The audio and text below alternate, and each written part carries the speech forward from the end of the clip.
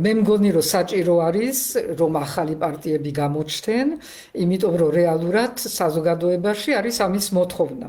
სალომე ზურაბიშვილი ფიქრობს, რომ პოლიტიკაში ახალი სახეების და ახალი პარტიების დროა.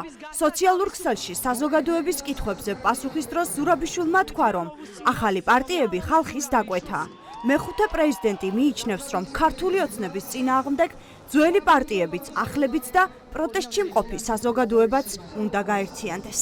ეს პარტიები უნდა დაარწდნენ, გამოჩნდნენ, მაგრამ სანამ ამ ეტაპამდე მივალთ, უნდა მოვიგოთ პირველი ბრძოლა და ეს პირველი ბრძოლა მოითხოვს, რომ ახალი პარტიები, ძველი პარტიები, პროტესტის ხალხი, საზოგადოება, რომელიც უფრო ჯერჯერობით პასიური არის, მაგრამ უნდა გააქტიურდეს, ყველანი ერთად ჩაებმან ამ ერთიან ერთობლივ ბრძოლაში. ერთ-ერთი, ვინც ქვეყანაში ახალი პარტიის შექმნას აპირებს, ეს ვიქტორ ყიფიანია. ინიციატივა ჯერ საქართველოს ლიდერი აცხადებს, რომ საჭიროა ახალი მიდგომები და რეალისტური გადაწყვეტილებები.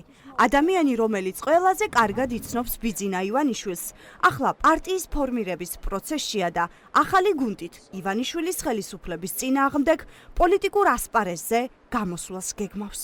ახალი ძალა თვითმიზანი არ არის როგორც ესეთი, ალბათ ახალი ხელწერა და ახალი მიდგომა და ახალი აღქმა რეალობისა და ქვეყნის განვითარების. უფრო ასე ჩამოვაყალიბებდი მე. არა უკვე 1000-ჯერ ნათქვამის განმეორება, არამედ რეალურ გადაწყვეტილებებზე, არა სადღეგრძელოების ფორმატში კონკრეტული შეთავაზებებით. ან შეთავაზებები ძალიან რეალისტური, ობიექტური და პრაგმატული.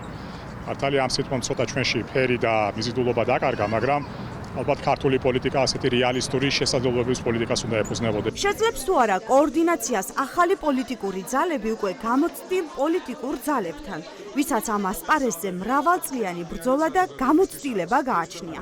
ახალგაზრდები, რომლებიც სამომავლოდ პოლიტიკური განაცხადის გაკეთებას აპირებენ, აცხადებენ, რომ მათი მთავარი ბრძოლის ობიექტი ბიძინა ივანიშვილის ხელისუფლება. მთელი ქვეყანა ვართ ერთ მხარეს და მეორე მხარეს არის ის, რასაც ვებრძვით.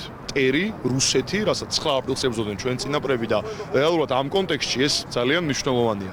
უბრალოდ ხო, ჩვენ დღის წესრიგს მივყვებით, არის პრინციპული სხვაობები მათ შორის, რომ ჩვენ უფრო ახალი პოლიტიკის წარმოება გვინდა, ამ ეტაპზე ასე არის. საბედნიეროდ არის არაერთი მოძრაობა, ინიციატივა და გაერთიანება, რომელიცაც აქვს პოლიტიკური ამბიციები, მათ შორის ქართული რესპუბლიკა და ჩვენ ზუსტად ამას ვაკეთებთ ყოველთვის, სადაც ვიქნებით რეგიონში, თბილისის უბნებში თუ ასე შემდეგ, ადამიანებს ვეუბნებით, რომ ჩვენ ერთმანეთს უნდა დავუდგეთ გვერდში, არ შეიძლება ლანძღვაზე ერთმანეთთან დაპირისპირებაზე გადავატაროთ აი ეს ჩვენი ცხოვრება. გასულ არჩევნებზე საზოგადოების დიდმა ნაწილმა მხარდაჭერა 4 ოპოზიციურ პარტიას გამოუცხადა.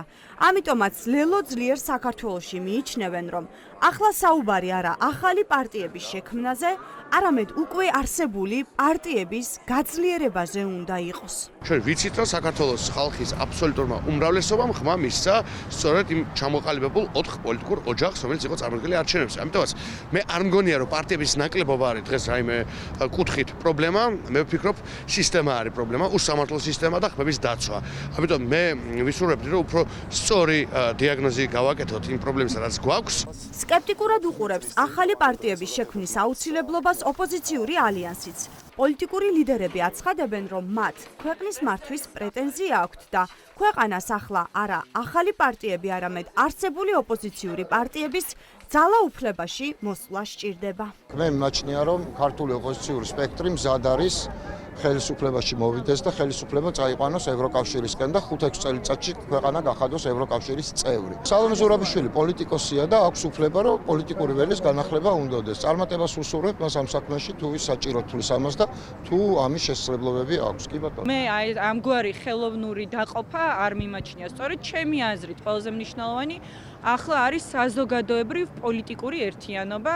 ამიტომ მიიღო ერთიანმა ნაციონალურმა მოძრაობამ გადაწყვეტილება ალიანსში გაერთიანების და გაწევრიანების და იმედი მაქვს, რომ ამ მიმართულებით გავაგრძელებთ სვლას. ახლა საინტერესოა, როდის გააკეთებენ ოფიციალურად პოლიტიკურ განაცხადს ახალი პარტიები და მისცემს თუ არა საშუალებას ქართული ოცნება ახალ პარტიებს მაინც პოლიტიკური საქმიანობა განახორციელონ.